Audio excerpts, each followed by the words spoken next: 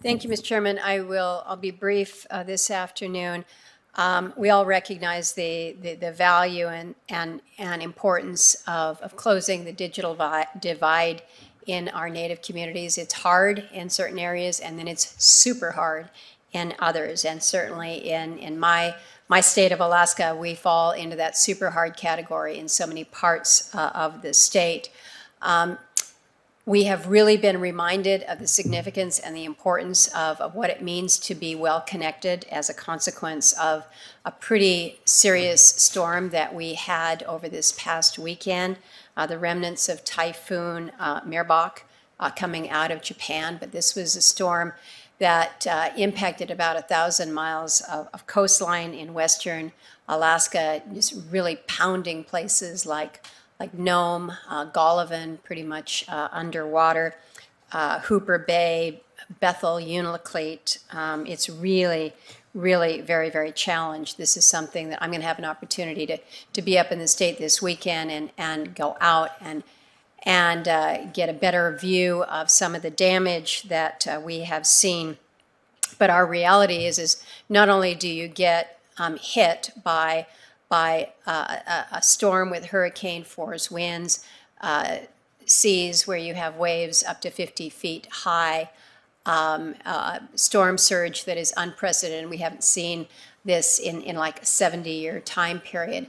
But the additional threat coming is that as the waters are receding, freeze up is coming. So you got a couple weeks, maybe 3 weeks at best, before you get locked into winter. We're watching what's happening in Puerto Rico and the aftermath there, and it is very real and it's tragic and it's very serious. But at least the people in Puerto Rico will be able to have ships that can come and deliver them materials to help them start that rebuild. When the ice closes in, you don't have any more ships up there. We don't have any fuel tankers that will be going back up to make sure that people have fuel in their tanks. We don't have the wood to help with the reconstruction. So it's going to be a difficult and a challenging time.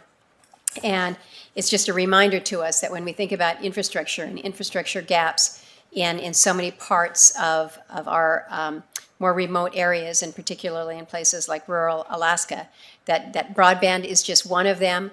That's what we're talking about here today. But know that I'm looking at this, at the storm and the consequences of all that, and I'm just reminded about the need for coordination between state, local, tribal, and federal governments, and the need to really focus on how we are partnering at all these levels. So we did good things, I think, with the broadband infrastructure that we have put in place, not only through the infrastructure bill, but prior to that with CARES support.